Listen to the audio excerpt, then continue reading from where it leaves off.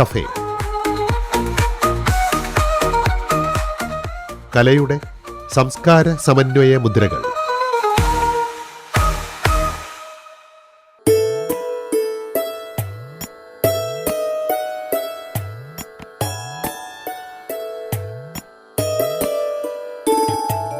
കനകച്ചീലങ്ക കിലുങ്ങി കിലുങ്ങി കാഞ്ചന കാഞ്ചി കുലുങ്ങി കുലുങ്ങി കടമിഴിക്കോണുകളിൽ സ്വപ്നം മയങ്ങി കതിരുതിർപ്പൂ പുഞ്ചിരി ചെഞ്ചുണ്ടിൽ തങ്ങി. ഒരു പുരുഷായുസ്സിൽ ചെയ്തു തീർക്കാനാവാത്ത കാര്യങ്ങൾ കേവലം 36 വയസ്സിനകം സർഗാത്മകമായി ചെയ്തു തീർത്ത് വരാനിരിക്കുന്ന കാലഘട്ടത്തിലെ എഴുത്തിനെയും വായനയെയും ആഴത്തിൽ സ്വാധീനിച്ച ഒരു മലയാള കവിയുടെ ഓർമ്മദിനമാണ് ജൂൺ 17. ചങ്ങമ്പുഴ കൃഷ്ണപിള്ള. ഒരു പകുതി പ്രജ്ഞയിൽ നിഴലും നിലാവും, ഒരു പകുതി പ്രജ്ഞയിൽ കരിപൂശിയവാവും. മലയാള കാവ്യലോകത്ത് കാൽപ്പനിക വസന്തം തീർത്ത ചങ്ങമ്പുഴ കൃഷ്ണപിള്ള മലയാളിയുടെ കവിതാ സങ്കല്പങ്ങളെ തന്നെ തിരുത്തിയെഴുതി. അതിധന്യകളുടുകന്യകൾ മണിവീണകൾ മീട്ടി, അപ്സരമണികൾ കൈമണികൾ കൊട്ടി, വൃന്ദാവന മുരളീരവ പശ്ചാത്തലമൊന്നിൽ സ്പന്ദിക്കുമാ മധുര സ്വരവീചികൾ തന്നിൽ. ലളിതവും സംഗീതാത്മകവുമായ ചങ്ങമ്പുഴ കവിതകൾ ഒരു കാലഘട്ടത്തിൽ മലയാള കവിതയുടെ ക്ലാസിക്കൽ ഭാവുകത്വത്തെ അടിമുടി പരിവർത്തന വിധേയമാക്കി. ആ മാറ്റത്തെ വികാരപാരവശ്യത്തോടെ ആസ്വാദകരും തുടർന്ന് വന്ന കവികളും ഏറ്റെടുക്കുകയായിരുന്നു. സതത സുഖ സുലഭതൻ നിറപറവച്ചു, ഋതുശോഭകൾ നിൻ മുന്നിൽ താലം പിടിച്ചു. തങ്കത്തരിവളയിളകി നിൻ പിന്നിൽ തരളിതകൾ, സങ്കൽപ്പ സുഷമകൾ ചാമരം വീശി, സുരഭില മൃഗമദ തിലകിത ഭാലം, സുമസമ സുലളിത മൃദുല കപോലം.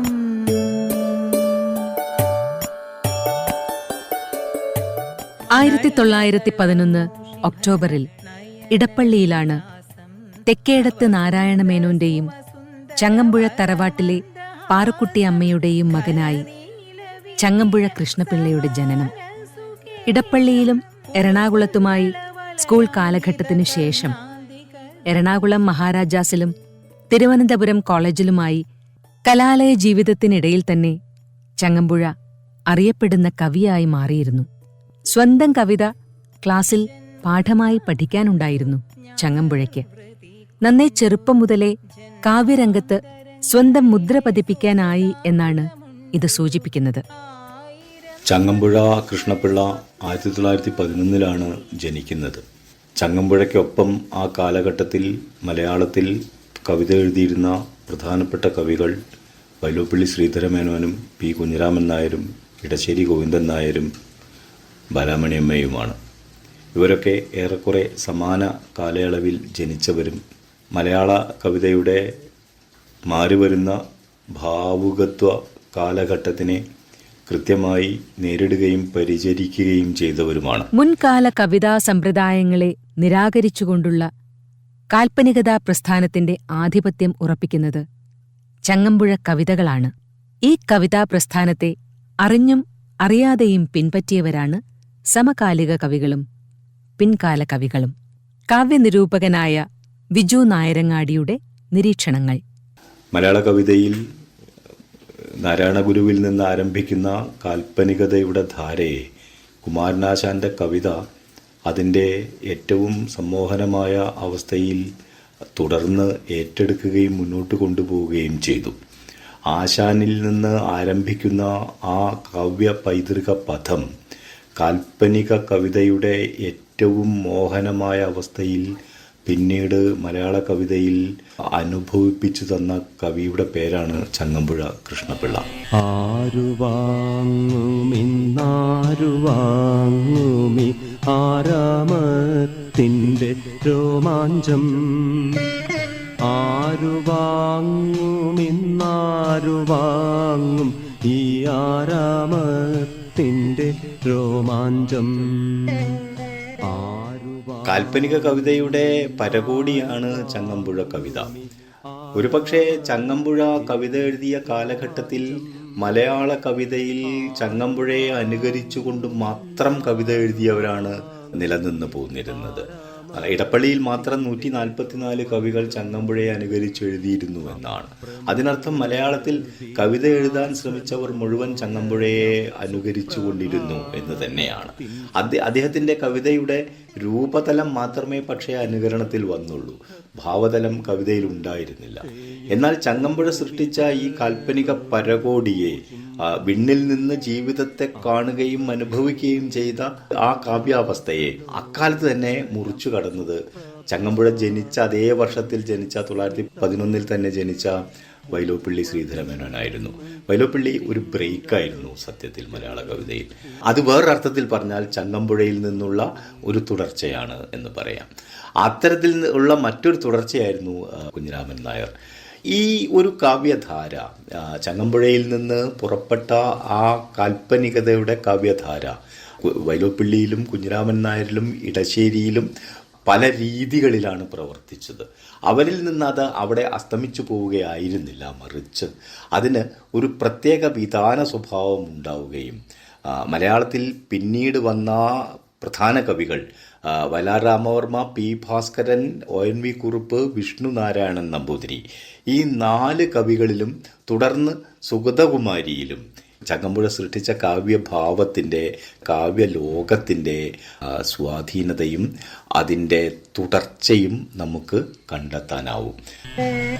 നിത്യ എന്നോട് യാത്രയും ചൊല്ലി നിർദ്ദയം വിട്ടുപോകയാ, മന്ദചേഷ്ടനായി നിന്നിരുന്നു ഞാൻ മന്ദിരാങ്കണ വീതിയിൽ.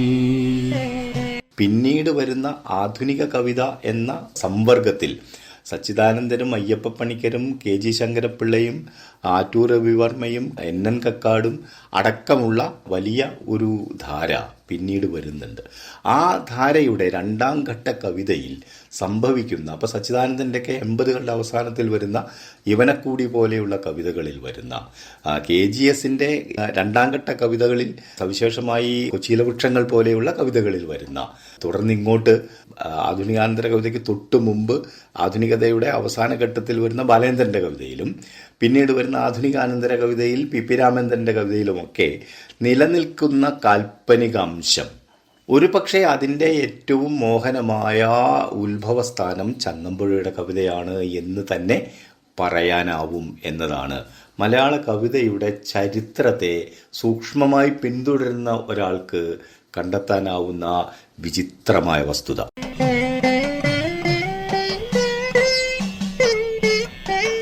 പച്ചപ്പുൽക്കൊടി തുഞ്ചിൽ തഞ്ചുന്ന കൊച്ചു മാണിക്യക്കല്ലുകൾ, ഞാനറിഞ്ഞതില്ലെന്തുകൊണ്ടെന്നെൻ മാനസം കവർന്നിലൊട്ടും, അല്ലെങ്കിൽ ചിത്തവെങ്ങതാ ഗാന കല്ലോലത്തിലലിഞ്ഞല്ലോ, ഗാനമാലികെ വെൽക വെൽക നീ മാനസോല്ലാസദായികേ, മാനസോല്ലാസദായികേ.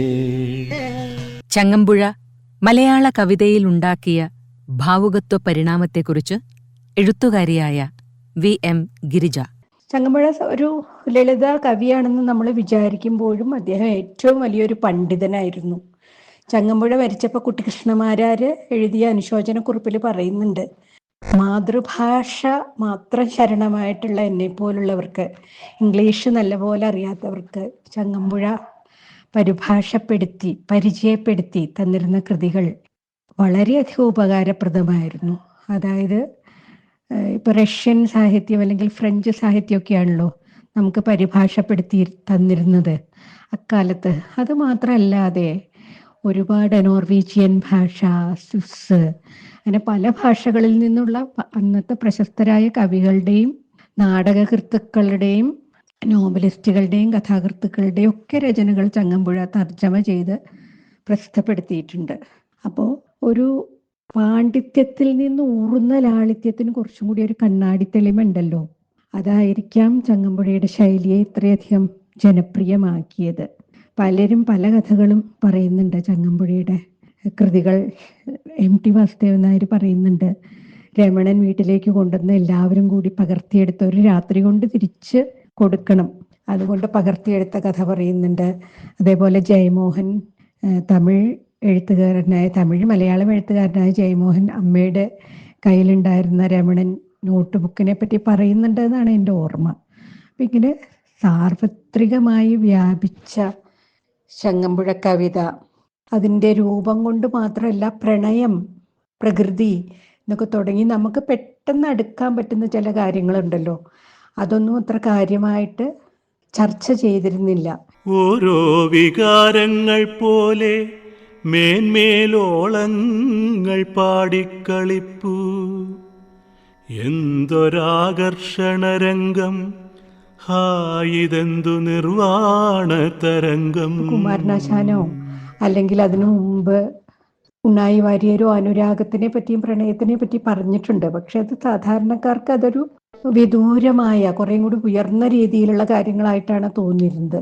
പക്ഷെ ചങ്ങമ്പുഴയുടെ പ്രണയം എന്ന് പറയുന്ന യുവാക്കൾക്കൊക്കെ പെട്ടെന്ന് മനസ്സിലാക്കാൻ പറ്റി. അതാണ് ഒരു ഭാവുകത്വ പരിണാമം എന്ന് പറയുന്നത്. അതിലെ വികാരങ്ങളുടെ വിനിമയത്തിനെ പറ്റിയും കൂടി ഉള്ളതാണെന്ന് ഞാൻ വിചാരിക്കുന്നു. അല്ലാതെ ഭാഷ തനിച്ച് നിൽക്കില്ല. അപ്പം ഭാഷയും അതിൽ കൂടെ പറയുന്ന മനുഷ്യബന്ധങ്ങളൊക്കെ പുതുതായിരുന്നു. അതാണ് ചങ്ങമ്പുഴയ്ക്ക് അന്ന് അത്രയധികം ജനപ്രിയത ഉണ്ടാക്കിയത്. പെട്ടെന്ന് ഇത് എൻ്റെ ആണല്ലോ, ഇത് എനിക്കും കൂടി മനസ്സിലാവുന്നതാണല്ലോ എന്ന് ഓരോരുത്തരും വിചാരിച്ചു. അതിലെ സംഗീതാത്മകത കൊണ്ടുകൂടിയാണ് കേട്ടോ. അതിൽ ദ്രാവിഡ വൃത്തത്തിലുള്ള പോമന കുട്ടൻ ഗോവിന്ദൻ എന്ന അങ്ങനെ ഓമനക്കുട്ടൻ പോലെ അങ്ങനെയൊക്കെയാണ് അതിൻ്റെ മുകളിൽ എഴുതിയിരുന്നത് തന്നെ. അപ്പം പെട്ടെന്ന് പാടാവുന്ന തരത്തിലുള്ള ശീലുകളും പ്രധാനമായിരുന്നു. കേൾക്കാൻ കൊതിച്ചാരോ നിൽക്കും മട്ടിൽ രാപ്പാടി പാട്ടുപാടുന്നു, എന്തിനോ കോരിത്തരിക്കാൻ വേണ്ടി മന്ദാനിലനലയുന്നു.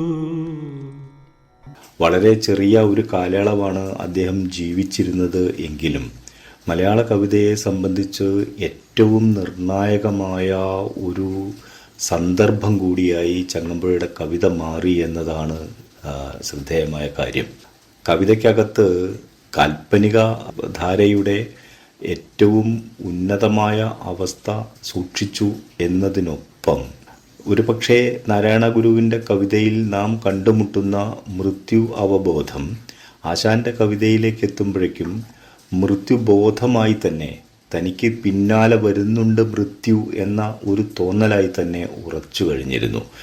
ഈ ബോധത്തെ ചങ്ങമ്പുഴ തൻ്റെ കവിതയിലേക്ക് എത്തുമ്പോഴേക്കും മൃത്യുവിനോടുള്ള ഉപാസനയാക്കി മാറ്റിയിട്ടുണ്ടായിരുന്നു എന്നതാണ് ഏറ്റവും ശ്രദ്ധേയമായ കാര്യം. ഗാനം പോൽ ഗുണകാവ്യം പോൽ മമ മാനസമോർത്തു സഖി നിന്നെ,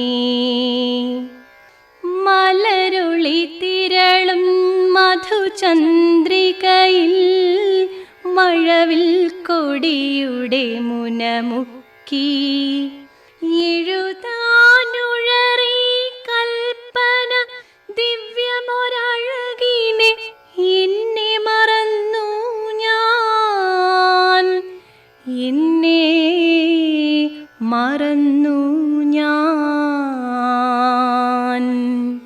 ചങ്ങമ്പുഴ കവിത അങ്ങേയറ്റം സംഗീതാത്മകമാണ്, അങ്ങേയറ്റം ഭാവനാനിഷ്ഠമാണ്, അങ്ങേയറ്റം കാൽപ്പനികമാണ് എന്നെല്ലാമുള്ള വായനകൾ നിലനിൽക്കെ തന്നെ ഈ കവിതയ്ക്കകത്തെ സംഗീതവും പ്രണയവും ഭാവനയും എല്ലാം തന്നെ ചങ്ങമ്പുഴ യഥാർത്ഥത്തിൽ കേന്ദ്രീകരിച്ചിരുന്നത് മൃത്യു എന്ന് പറയുന്ന അവസ്ഥാവിശേഷത്തോടായിരുന്നു. മൃത്യുവിലേക്ക് എത്തുക എന്നതായിരുന്നു. ആരു വാങ്ങും ഇന്ന് ആരു വാങ്ങും ഈ ആരാമത്തിൻ്റെ രോമാഞ്ചം എന്ന് ആരംഭിക്കുന്ന ചങ്ങമ്പുഴയുടെ കാവ്യലോകം മൃത്യു വാങ്ങും എന്ന് തന്നെയായിരുന്നു. ആവർത്തിച്ചാവർത്തിച്ച് അത് ആ കവിതയിൽ പ്രത്യക്ഷപ്പെട്ടു.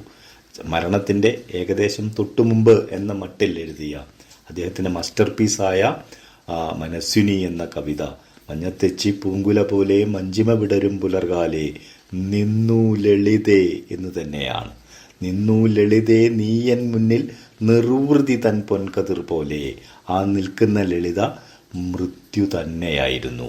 മരണത്തെ അത്രമേൽ ആഹ്ലാദത്തോടെയും ആർജവത്തോടെയും അഭിമാനത്തോടെയും സ്നേഹപൂർണമായും സ്വീകരിച്ച കവിയായിരുന്നു മലയാളത്തിൽ ചങ്ങമ്പുഴ.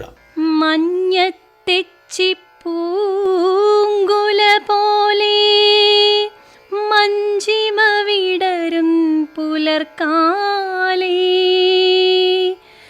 നിന്നു ലളിതേ നീൻ മുന്നിൽ നിർവൃതി തൻ പൊൻകതിർ പോലെ.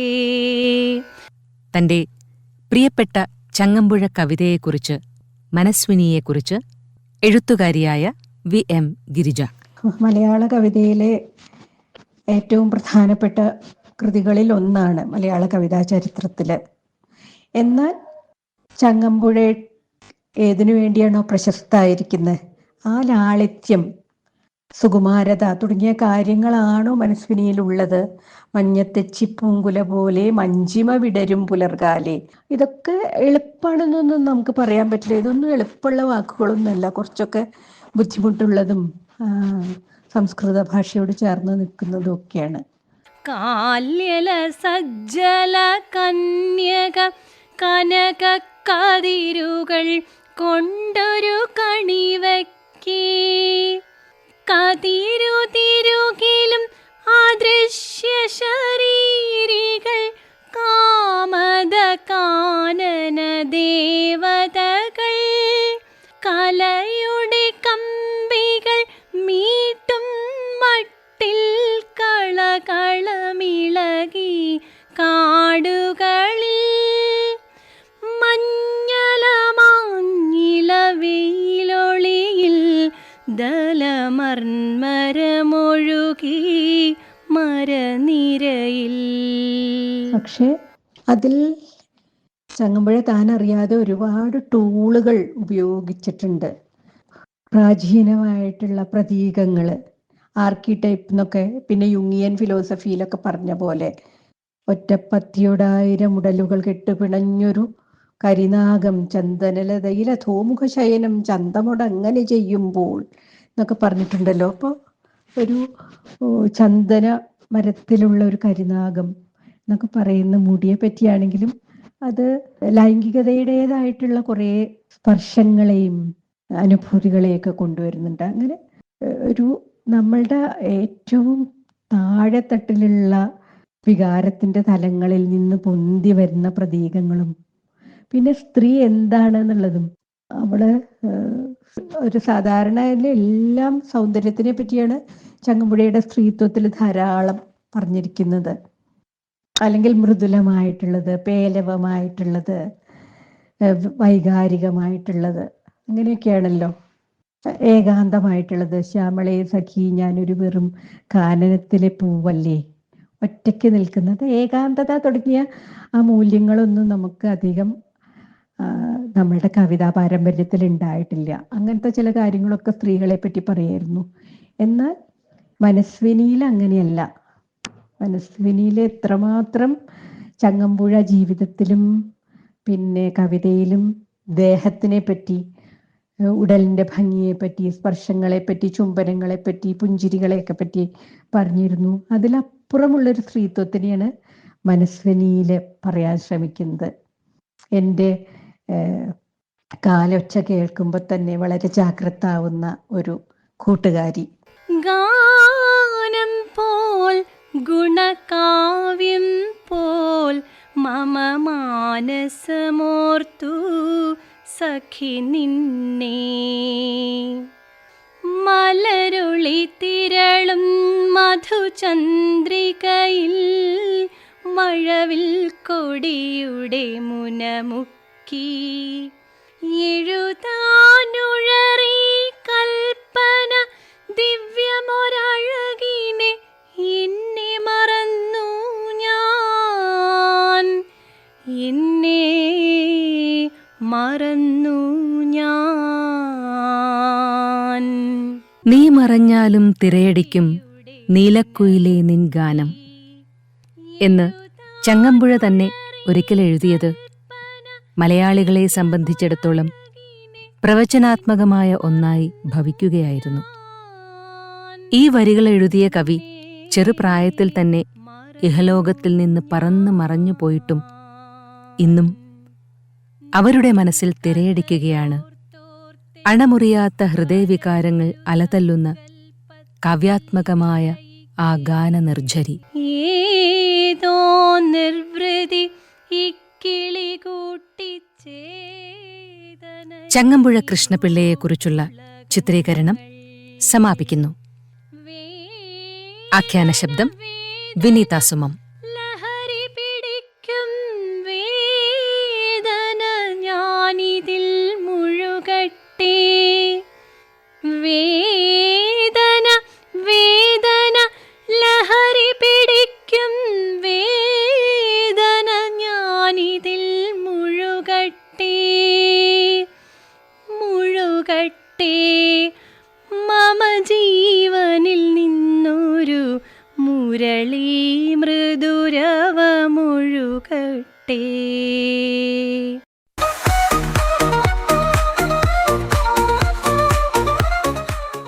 Art cafe. കലയുടെ സംസ്കാര സമന്വയ മുദ്രകൾ.